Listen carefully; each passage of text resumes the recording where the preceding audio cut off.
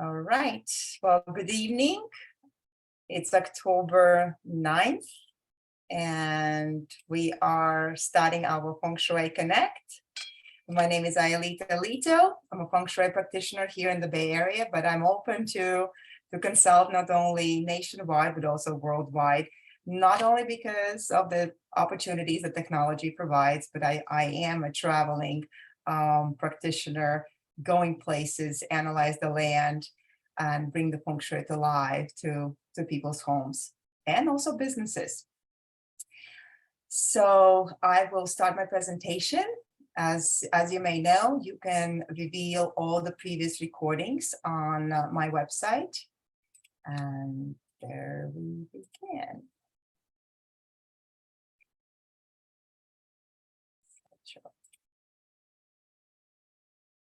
So that's who you can find me.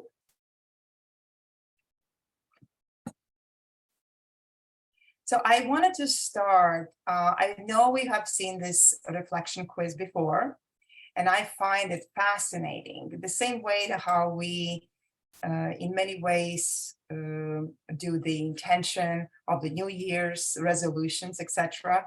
I think this particular reflection quiz is one of part of my Feng Shui kind of questionnaire forms in many ways for the new clients or new prospects. And when we think about it, what makes you feel at home, physically, intellectually, emotionally, and spiritually? If you just think about and contemplate on this particular first question, that is, we are embracing and creating the big awareness what Feng Shui really is. One of the aspects in a school of thought that I practice and study, the Feng Shui is just a 1/3 of the kind of the probability or success in an application.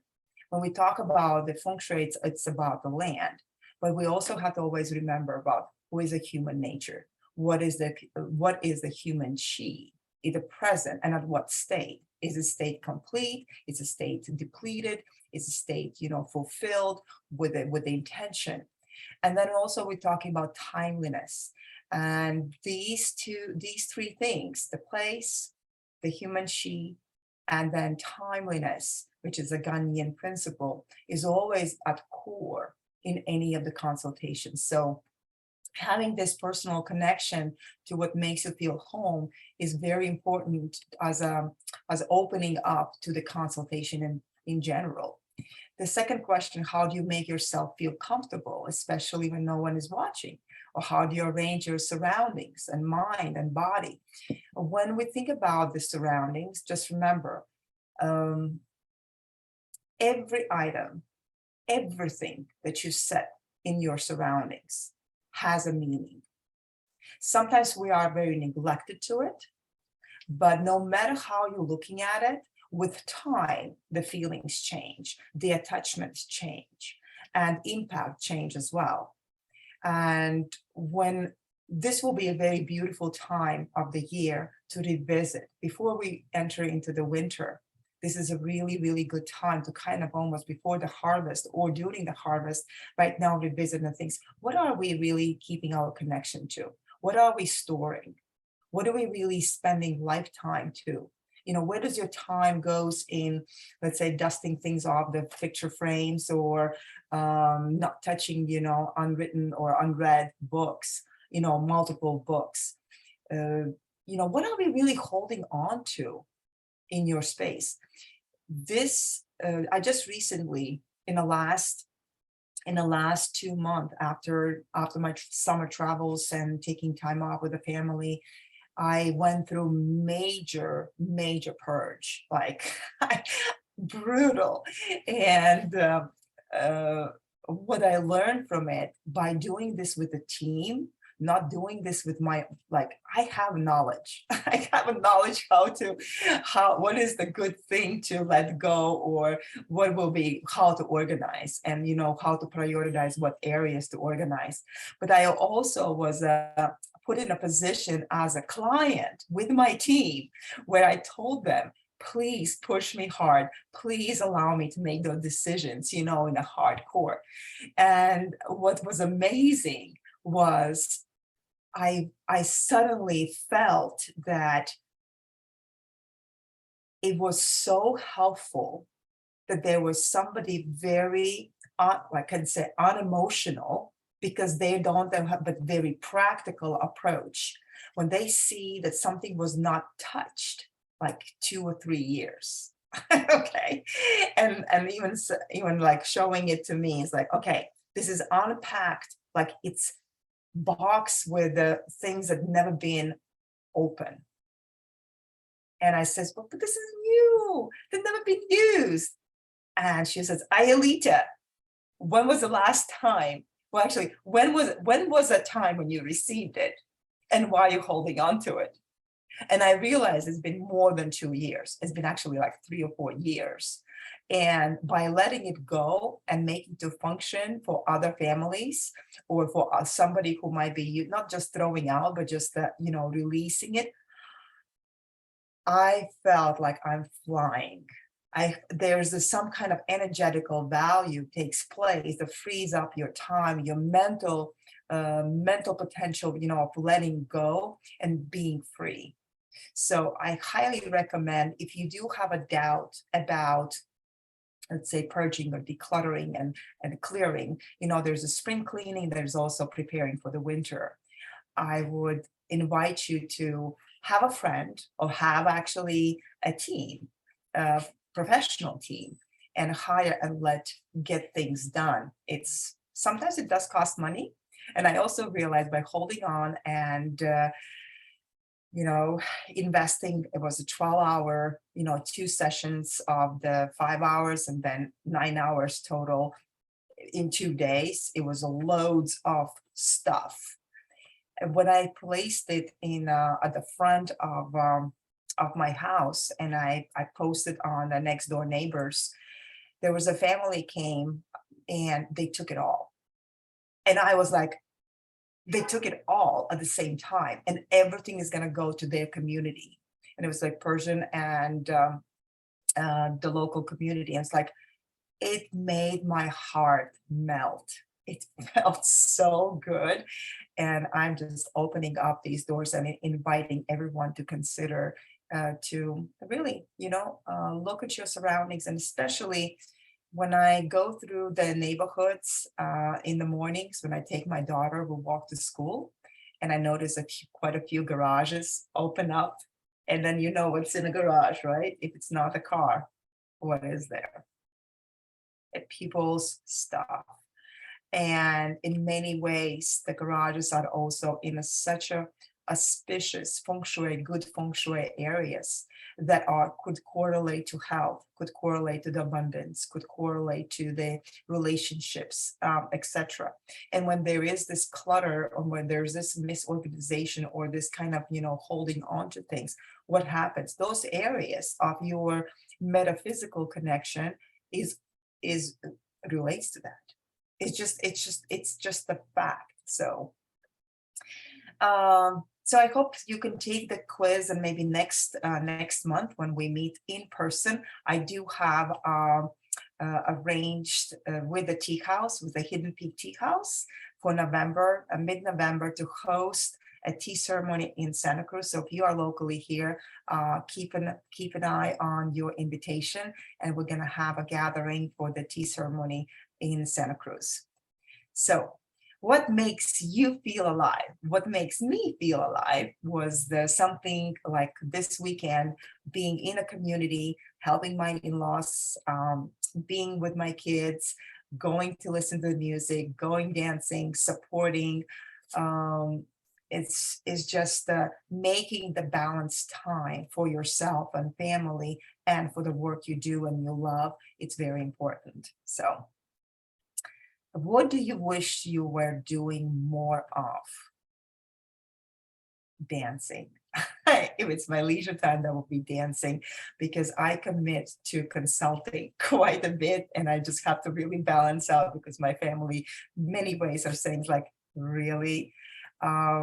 Yes, I love what I do, and I wish that everybody would find their own niche in their careers, in their lives, because that's very precious and special. So today's Feng Shui Connect. We're gonna reflect on also on a lucky days. But before that, yesterday I was very inspired by going to Elton John's concert and just feeling the chi, feeling the energy of the crowds, being this mass Levi Stadium, and what was got inspiration was to do his chart, to do his astrology chart. And I'm going to share my screen shortly. How many of you have, I assume most of you know his music, and he's right in, okay, sharing. So I want to bring this this experience about chart, because my existing clients know that in astrology, in Feng Shui, when I do the consultations, I do look at and analyze the personal charts. Sometimes I'm not doing the reading, but it's very important for me as a practitioner to see, what are you made of? What is your capacity? Where do you stand this particular time frame?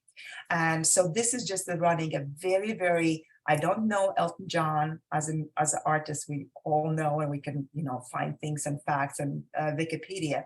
But I was very curious about his personality, and that the personality really match his, his profession, or his kind of demeanor, his being. So when we do know that he's born on March 25th, 1947, 2 a.m., around 2 a.m. So anyone who is born between the hour of 1 a.m. and 2:59 a.m., born in an ox hour. And this particular case, he's born on a water ox hour, on a fire pig year, and a double rabbit, so month of the water rabbit and a day of the water rabbit. This is so fascinating to me, that I find, first of all, based on the natal qualities, the fire pig is it works hard and plays hard. So he is very, very at ease.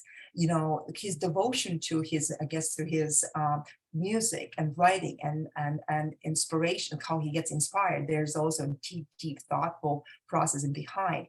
And I find that being the double rabbit, like water rabbit, day master, and a month, it also gave this very deep, intuitive, philosophical feelings. And that's what I was observing during the presentation, like during the concert. There was a lot of background, beautiful, the staging was, the music, the lyrics, and the backdrop staging performance, or the arts that was viewed together, had this mystical aspect of things expressed. And I think it's very, very intuitively was good for rabbit chi.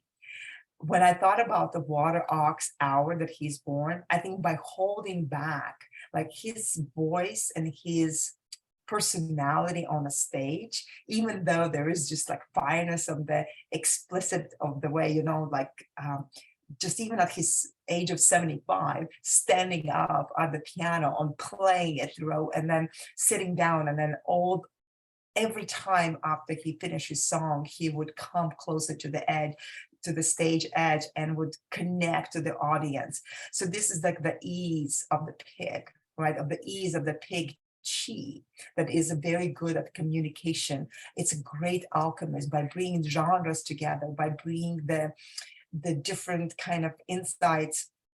I also was fascinated about his repertoire yesterday, and how reflective his kind of show was.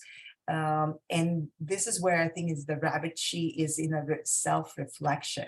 It was on the show was on almost a full moon. I think the full moon is today, and having him on a stage in the Levi Stadium with a full moon behind, the piano, the music, it was just gave me a lot of thought to it.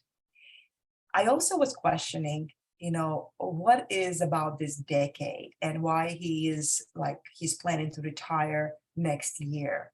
And then I looked that he's in his Ming Palace. So 74 to 83, that's a decade of the Tudor and Emperor, like kind of the being rebellious to the Korea and having a really nice closure. So it's really timely how stable it was in the last 20 years. Then also some of his personal challenges in his 50s, that were coming, that was also reflected in his pleasure palace, 54 to 63. It went with his chart with the Qi Shan general magistrate. So anyway, when we are looking at the person's feng shui chart or astrology chart, just remember that qualities of the year always relate to your external capacity or how you allow yourself to be perceived to the outside world. And I think by, as a fire pig quality, what he has, like he's standing for his beliefs or fighting for certain beliefs in his aspect, it was definitely down the line of the fire pig characteristics. As a parent, the most protective animal is the pig. As the biggest alchemist is the pig. So there's interesting qualities that I was kind of writing the parallels, and I really wanted to kind of even know more about him and his life. His expression of gratitude and being grateful and thankful to the audience was also very genuine. Again, the fire pig, water ox, that is something that you might experience with the personality as Elton John. So this is just giving you a little bit of the things. If you have a chance to read about pig qualities and ox qualities, ox water the hour is like holding on, holding back to his own emotions, being always very balanced, like not too extreme, or having the etiquette of the behavior of the tradition or rituals, or that's all ox. And next year is a year of rabbit, so I think even though he's a double rabbit, I think he's really in a timely way is exiting his journey, closing this hardworking. Speaking of the hardworking, we were contemplating, like, he has this really, really strict schedule of this touring this year. So I was thinking, because of the ox hour, the discipline that ox characters have, like to get things done effectively and efficiently, it was all ox. And I experienced it yesterday. I mean, there was nuances when the audience were calling him back, and it was well thought through, and he came back, did perform another 3 songs at the end, and really had a beautiful closure that when we left the stadium, I did not felt like I was like kind of kicked out of anything, but it was just a beautiful closure with his way he expressed, way he talked to his audience. So I was pleasantly surprised. I was very, very happy to be part of that. So going back to the presentation, lucky days for October and November. And then these are days to avoid. So again, this information is going to be sent to you within 2 days. You're going to receive, and you can write it down. What's important is to remember the days to avoid. What you're trying to do, you're trying to not specifically avoid those days, but just be mindful that major decisions or something that you are very important, let's say moving houses or signing the major contract, that you don't use the void days. Okay, it's more like to keep it that like more like a preparation for the bigger steps forward. And we just recently we just entered the the new chi node, which is the why do, and the clarity appears. So this is the this particular next few weeks are gonna be, we are gonna be in this season of, in the season of the fall. There's a lot of purging, a lot of connection, disconnect, a lot of things to do. What to do is to coordinate that. We are all preparing for winter, but we are still like kind of spending time and identifying ourselves. Who is your community? Who is your family? Who is your friends? And who is your not, kind of close? This will be the time, like I would say October, November is very important that you invest in strengthening your relationships. It's not as much by building new ones, but is more like cultivating and nourishing the relationship that you have, because you're entering the winter, you're entering the quietest time, like the time of self-reflection, where is also the time of the most vulnerability, physically and also metaphysically. Okay, it's almost like the dream state is over. Now the kind of the darker reality might stand up. But I want you to be the light. We don't want to be kind of caught into the shadows of things, but you be in this beautiful dynamic of celebration of your fruitful results. Because what is the harvest? Harvest is not a surprise, right? Whatever you planted, either physically or metaphysically, we are having an opportunity to gather, opportunities to reflect, opportunity to use it. So this is the specifically about the current chino, the clarity appears. Metal element is cool, dry wind, best time to practice at 5 p.m. This is the time, the afternoon, the late afternoon before dinner. I would say, like, if you do practice of meditation, the qigong, or like I personally like, I do like the hikes in the morning myself, to be above the fog. But at the same time, it's really, really good time to contemplate in this before the sunset. So why Deer's chi node is shifting relationship between collapsing yang and ascending yin. When yin descends, it's actually taking charge in a yin style. So it's not aggressive. It's almost like the fog is settling. It's very, very, even the feeling of the evenings do not come very, the contrast of the air in the evenings as we sit outside is not as rigid, right? Where mornings are very kind of more like a refreshment. This is it, by the way, this is a time of the year when you want to have the hair loose, let the wind, let the air, let's just have some little bit of freedom, in a sense of like, lightness in your appeal. The growing yin almost goes unnoticed. Geese migrate south and fall harvest continues in earnest. Y2 chi node is a time of occasional cold early mornings that marks the approach of development of the annual yin chi. It is the tune of the clarity and stillness. Don't eat at all after 7 p.m. I hope you had your dinner. So we had an equinox, and just a reminder from the last year, my visit of the Utah, which was, I think, going for the brilliance of the beauty of the fall, and capturing the colors, capturing it's so feminine, so related to the feng shui as an element of the fall, or the why it's also unique.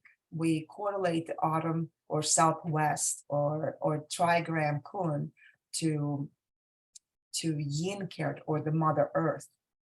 And one of the characteristics that why female nature or feminine nature is associated with the leaves or with the fall, of letting go. forgiving and letting go, and giving an opportunity again to embracing the spring and new beginnings. So when we look at this beauty, the turning leaves, and then they kind of, letting go at the, from the tree and becoming again, the earth is gives you again like kind of the cycle of nurturing cycle of, and that's what who we are as a feminine chi, as a yin chi. It is allowing to nurture, allowing to also, to flourish and to nurture. Greetings from Bhutan, and that is Sanjay, and his son, or our teacher Ming, who is reborn, is gonna be a year old, and I just cannot believe this beautiful manifestation. And what else? And of course, I'm sending the beautiful greetings from our Bhutanese children, and I'm so grateful. I'm honestly an honor and grateful for continuously supporting this school, and they're sending their prayers and sending their pictures where they are studying and learning, that we, all of us, all our community with the Feng Shui Connect, and all my clients and who have been making donations and supporting through the winter. So another winter is coming up, and I'm gonna again will be grateful if somebody would like to donate a rice bag or 2 rice bags. There is the button to keep donations, and those go out every month. I match every single donation, and that goes to Bhutan. So my dream is within the next 2 years, so 2 or 3 years max, but next to 2 years, to find an opportunity and personally visit the Bhutanese little monks and be there and step on the land when right now already Bhutan is allowing the tourism. So as soon as the situation can be more conquered, I will seeking for the opportunities to be there and share the experience with all of you. So there was some images from the school. Well, speaking of, I don't have images because the project, but I would like to share a story, and this is related to Feng Shui. Just 2 weeks ago, I partially finalized the consultation for somebody who cannot see. It was a blind person. It's a music teacher at the Santa Clara University, and has been there for more than 10 years. And I was referred to him by one of my other clients. I'm very grateful. I promise next month to show you like a before and after images. But what would like to share something with you. Working with this person, and first of all, I was absolutely the word impressed is not even a word, impressed, but just envisioning that, orienting yourself in the house and having that deep awareness of the measurements, grand piano or art pieces, and describing those things, and moving things around. How profound was the experience? And you're doing those things like, why would you do the Feng Shui, and what would matter? Everything was about flow. And I have told that when we do Feng Shui, it is about energy flow. It is about containment and movement. And I honestly can say that this experience working with this particular client, it gave me the deepest confirmation about Feng Shui, that is how the energy pivots and shifts.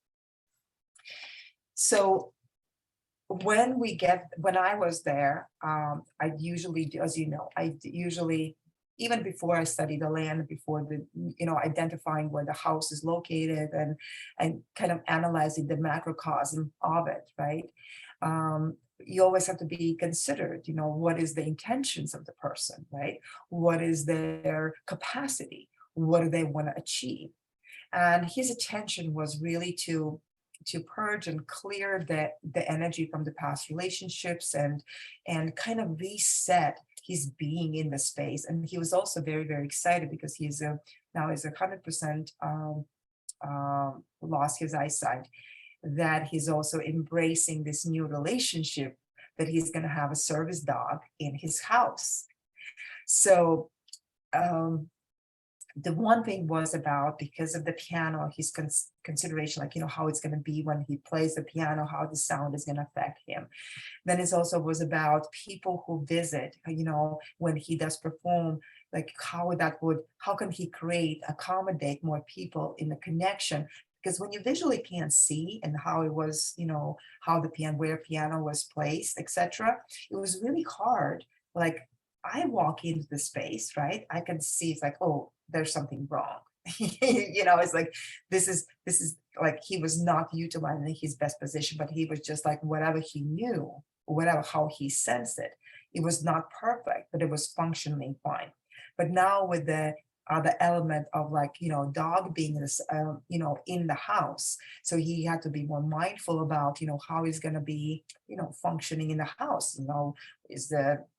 Is it going to be convenient for him to walk around with a dog or not, or entering and exiting the other rooms? But what I noticed, when first of all, we repositioned the piano, we reconfigured the whole space. I added the meaning to his art pieces that were painted by his brother and his mother, by describing it, and I'm bringing that, describing through texture, describing through the feel, describing, like, or introducing a new like floor covering. It was not just about colors, right? Like, in many ways, sometimes you read about books or you look at the Google, Feng Shui, you would say, oh, put the green, put the red, put the south wall this way. So this consultation, I was blindfolding myself, purposely, like closing my eyes and touching, or closing my eyes and feeling energetically, like really like sensing the elements. And what the biggest realization for me during this practice, during this specific consultation, was I got a confirmation for a person who could not see, but the way he was walking, the chi, it came alive. The place came alive.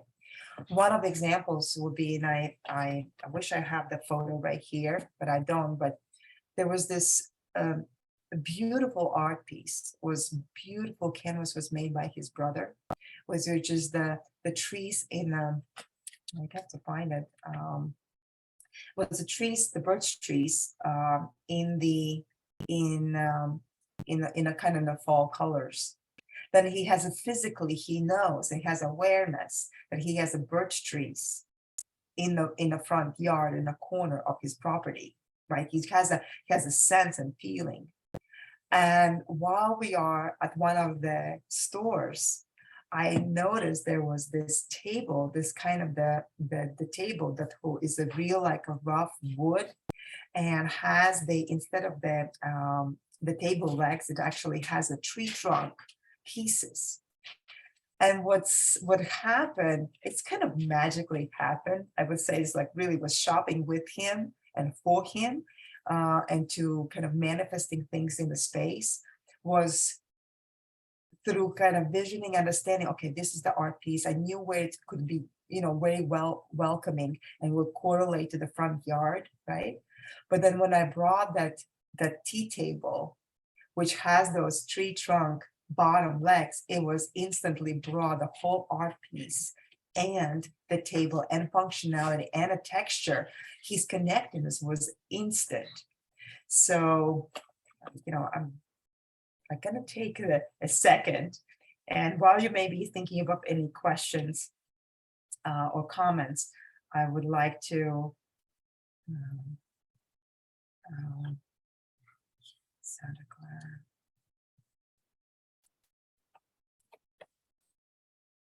I'm going to short the image if I can.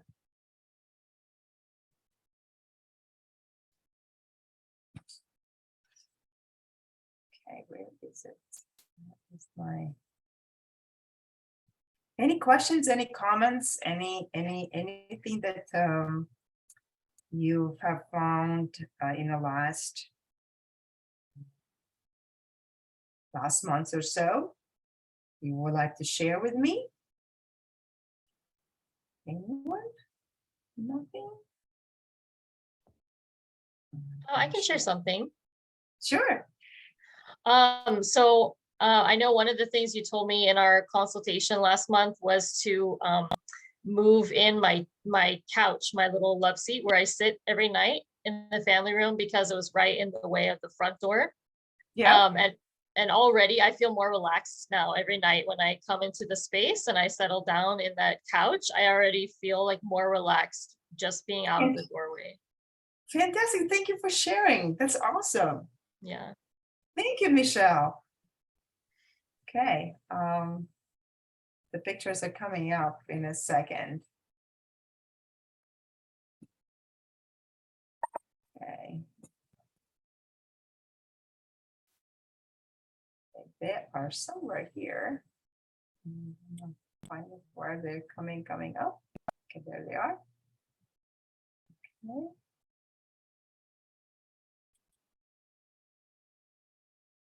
Okay. Okay, I'm gonna share my screen. I'm so excited. Actually, I'm super excited that I'm sharing this. I was not, I could not figure it out before, but okay. So this is this is the after photo.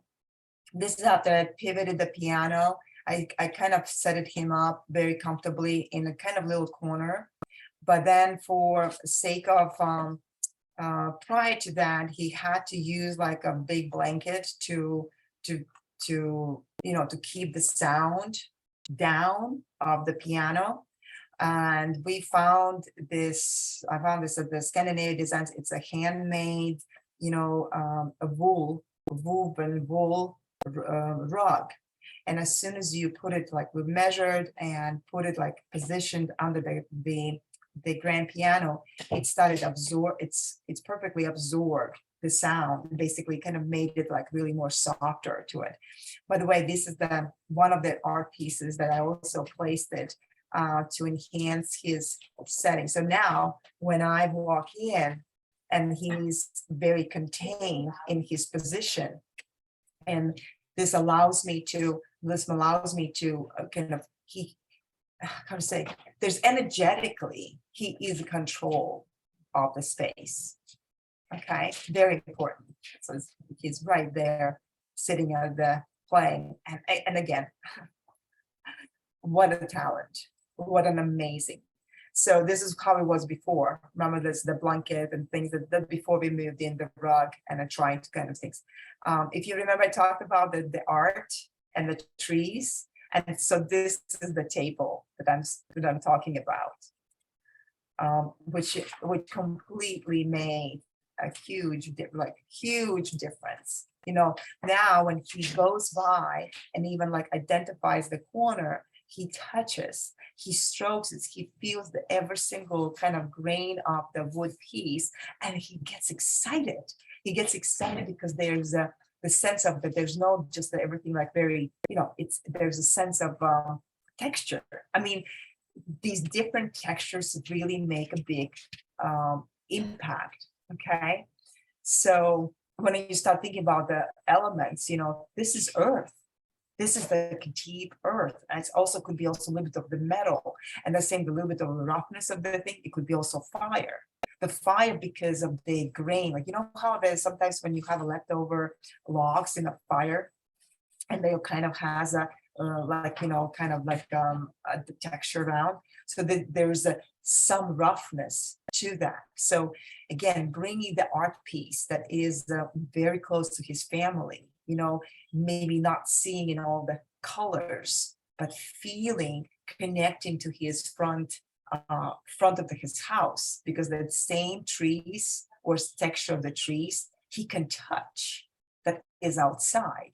Now the environment is brought and invited indoors. Okay.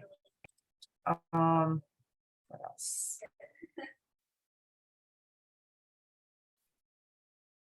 Yeah. So that's something I wanted to share as one of the latest projects, which is, as you know, there's so much more to share. This is how you make now welcoming, like, you know, of course, based on these circumstances, I also have to be mindful about, you know, keeping the very, very open, free transitional areas. And we are having another rug, which is again was so exciting about with him, working with him and selecting, and his excitement about like we have selected the rug that has a lot of kind of almost like a little bit more like hair. And it's just like, this is wild. This is so rough. This is so wild. So when again you read and you understand the client's response before, it's not about like his sensitivity to electromagnetic field, to you know, textures, to the surroundings is amazing. You know, when your eyesight is taken, the other, it adds to the other senses, and you have to really, really be mindful about it. The other thing that I would like to invite you, I just posted on my website, is I became affiliate of representing the special kind of EMF preventative energy blankets. Like it's made of the real wool and 96 precious minerals that are woven in with a nanotechnology. And I have to confirm, also working with this client, it confirmed when he put the blanket with over his shoulders, and I travel with a blanket all the time. It's actually it's also, it is on my website, but check it out.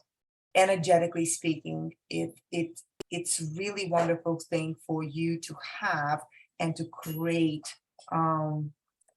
like a protected field. If you do become, if you know anybody who is sensitive to electromagnetic field or would like to enhance the meditation, etc., then crystal hive blanket is one of the ways to go, because I own it myself and I do feel a tremendous difference. We as the practitioners on a Qigong class, we did the experiment when I had when somebody was working on my kind of, I was blindfolded and I was just, something was going on behind my back. And I had to guess, you know, at what point, you know, where the arms or hands or something is. It was a distance. It was like just within like 3 feet distant. And I instantly was able pointing because I had a feeling. As soon as I had a blanket over me, that the field of the influence was diminished. So you can taste it for yourself. So that is, this will be like our October Feng Shui Connect come to the fruition. And I'm looking forward to Thursday of November. Let me confirm the date.